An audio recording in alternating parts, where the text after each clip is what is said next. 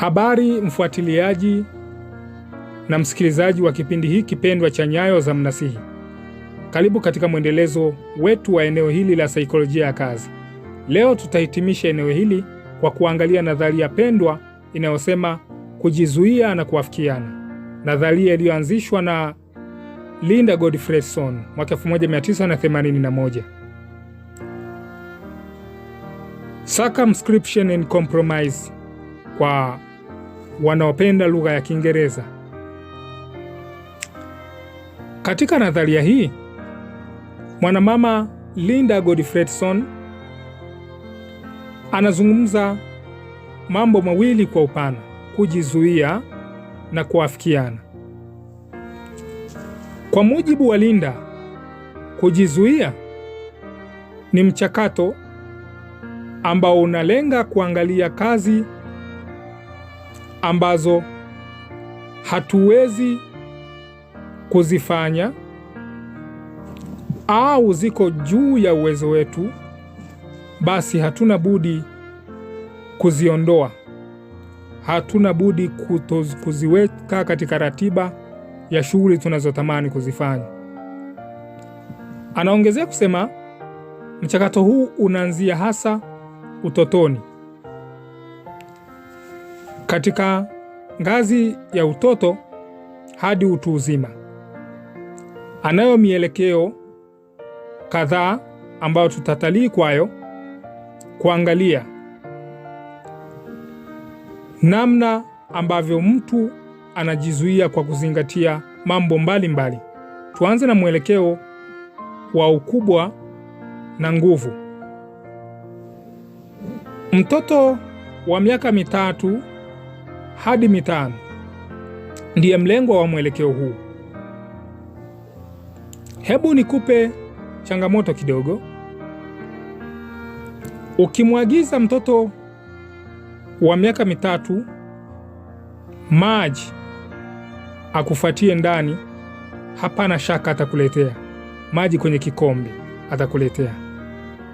Lakini huyo mtoto wa miaka 3 mwagize achukue ndoo lita 20 afate maji kisimani. Anaweza ndio akachukua kwa kutojua, ila akifika huko kisimani mambo yatamshinda. Atalazimika kutumia mtu anayemzidi umri, aidha kaka, baba, mama au mtu yeyote yule aliye karibu kwa ajili ya kumsaidia.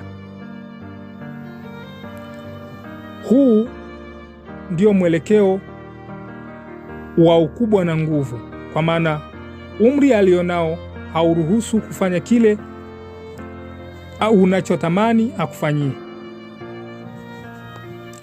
Na mtazamo mwingine ni mtazamo wa kijinsia. Tunasema ni miaka 6 hadi miaka 8. Katika mtazamo huu, mtoto anakuwa na uwezo wa kuangalia shughuli za kufanywa na wanawake na shughuli za kufanywa na wanaume. Sina ubaya na kujifunza na kwa mwanamke, namaanisha kwa mtoto wa kike kujifunza shughuli zote, hata zile wanazofanya wavulana. Ila ni ukweli usiopingika kwamba zipo shughuli zinazofanywa na jinsia fulani tu, hata iweje. Katika shughuli hizo,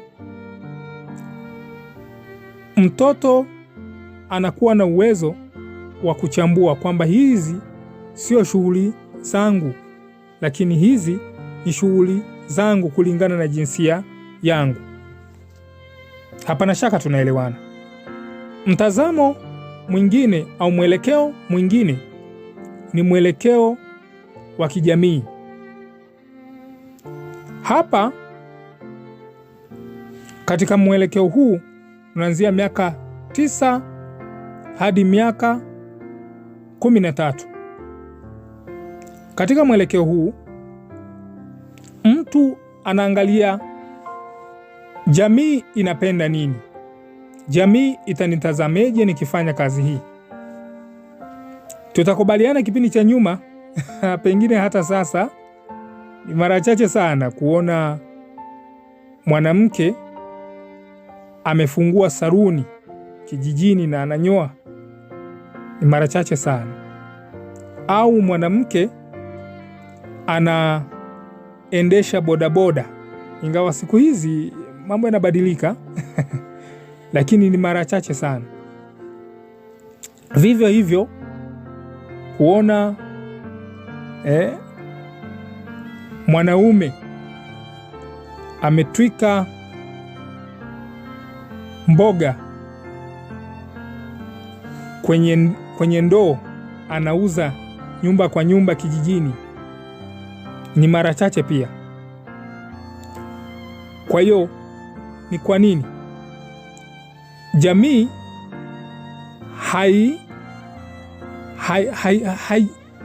tuseme jamii bado haijaafiki kuhusu shughuli hizo? Kwa hiyo mtu hapa anaiangalia jamii inapenda nini. Ikiwa kazi inakubalika katika jamii, hata kama itakuwa mbaya, watu utakuta wanaifanya. Ikiwa kazi haikubaliki kwenye jamii, hata kama itakuwa nzuri, hata kama itakuwa ina manufaa makubwa kiasi gani, huyo mtu hawezi kuifanya. Labda nikutolee mfano mwingine. Kwa watu wanaojishughulisha na biashara ya madawa ya kulevya, ni biashara ambayo wanasema, sinukuliwe vibaya, wanasema kwamba inawapa manufaa ambayo ni mazuri, fedha nzuri, lakini ndio hatuikubali kwenye jamii zetu. Haturuhusu sisi watu kuuza cocaine. Ni kitu kibaya, inatuharibu hata kama inakubalika.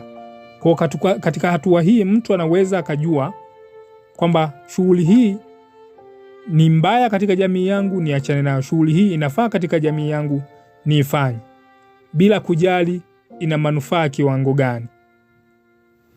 Lakini mtazamo wa mwisho, mwelekeo wa mwisho katika nadharia hii au katika upande huu wa kujizuia, ni mwelekeo wa nafsi na upekee. Hapa sasa hatuiangalii jamii. Hapa tunajiangalia sisi, tuna mahitaji gani? Tunataka tufike wapi? Baada ya muda gani?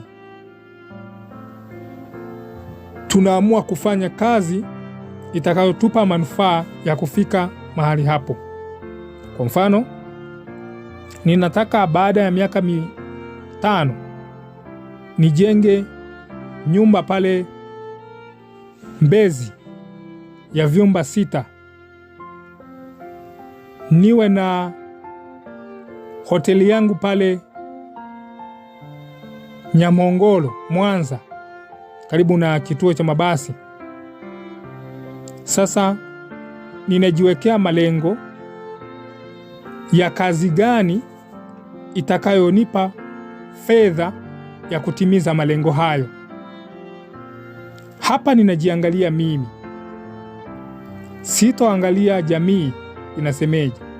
Ingawa kwangu binafsi mwelekeo huu unatakiwa kuwa na umakini kidogo, kwa sababu kuna muda mtu anajikuta anafanya kitu ambacho tunasema kizungu ni illegal, kitu ambacho hakitakiwi, ili mradi tu atimize matamanio yake kwa njia hata ambazo si za halali. Hii ndio hatari yake. Kwa hiyo sasa, huo ndio upande wa kujizuia, kwamba tunaondoa kazi ambazo hazitustahili kulingana na sababu mbalimbali, na tunachukua kazi ambazo zipo na tunaweza tukazifanya. Hata kama zipo kazi ambazo hata kama miongoni mwa kazi tulizoziondoa zitakuwa na faida iliyo thabiti. Tuhitimishe na compromise, kuafikiana. Baada sasa ya mchakato wa kujizuia kuisha na kupata kazi ambayo tunahisi itatufikisha katika nchi ya ahadi, watu tunasema siku hizi, katika mafanikio, Hapa tunakuja sasa kufanya maamuzi ya jumla ya kazi hiyo, ya kufanya kazi hiyo. Tunaangalia sasa ujuzi wa kazi husika, fursa au soko la ajira linalopatikana katika kazi husika. Kama ni biashara, tunaangalia wateja watakaoweza kuinunua biashara husika, na tunaangalia mambo mbalimbali kabla ya kufanya maamuzi yaliyo bora kwetu. Katika hatua hii ndiyo hatua ya muhimu zaidi, kwa maana ndiyo itakayokwenda kutuamulia nini tutaishi nacho katika maisha yetu, kazi gani tutaifanya kulingana na matakwa yetu. Ni kitu ambacho kinahitaji kuwapata washauri wa maeneo husika watakaoweza kutusaidia kuyafikia malengo hayo. Huyo ndio Linda Godfredson. Mimi kanivutia binafsi. Wewe je? Mimi ni mwenye darasa lake, Mwalimu Daniel Lumala. Nikutakie ufuatiliaji mwema.